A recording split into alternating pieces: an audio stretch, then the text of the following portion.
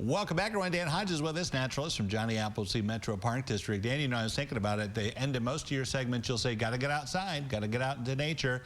And there's really a push for that this year. Get away from the screen and get outside in the outdoors, right? Yeah, Jeff, so there's this wonderful initiative right now going on, and it's been going on for a few years. I think it's gaining traction. It's called 1,000 Hours Outside. And basically, it's an initiative to take some intentional time out of your day to get outside. It's geared mainly towards kids, but you know, Jeff, you and I need it just as much as the kids do. So this 1,000 hours outside over the course of a calendar year seems like a lot, but you know, studies have shown that kids these days are spending, you and I too, Jeff, it's not just the kids. Right. But we're spending 1,200, maybe even more, 1,500 hours of our year, of our lives over the course of a year on screens. Right now, you and I are on screens. We're all looking at screens. And we spend so much of our lives in this digital space on TV or internet or even just texting on our phones. So we're spending all of this time on screens. We're trying to take a break from that just a little bit, trying to match that energy at least a little bit there too with 1,000 hours outside. So it's an initiative that's going to take a little effort. We're going to have to plan it into our day. And get outside really intentionally. Of course, there's a lot of good reasons to do that. Yeah, well, and I think first and foremost, you've mentioned before is the health aspect of it and the effect you get from just being out in some sunshine, right? Absolutely. So I was just reading about this thing called the relaxation response. Basically, it's the opposite of the stress response, right? And nature helps elicit that. When you go out into nature, your blood pressure goes down a little bit and your alertness goes up.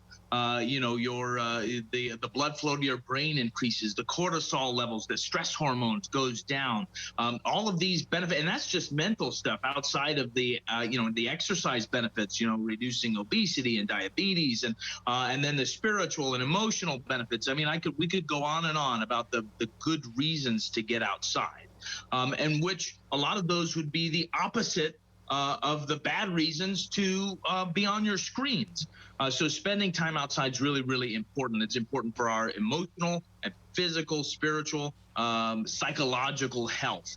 So a lot of good reasons to be outside. And taking this 1,000 hours outside, take a look at it. Use your screen and go online and learn about this because it's not as difficult as it sounds. So if you average it out, that's about 3 hours a day that you need to get outside for 1,000 hours in a year, which seems like a lot, especially sometimes in the wintertime.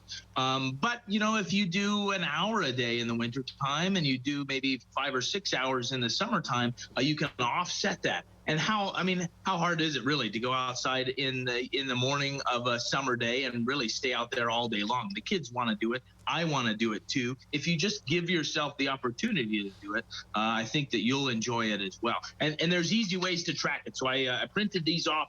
These are just a couple from 1,000 hours outside. So here you're tracking your first 100 hours. Here's one where you're tracking all of the hours that you spend outside in a year, and you're going through, you know, and coloring little boxes. It makes it creative, it makes it fun, makes it something that the kids are excited to do.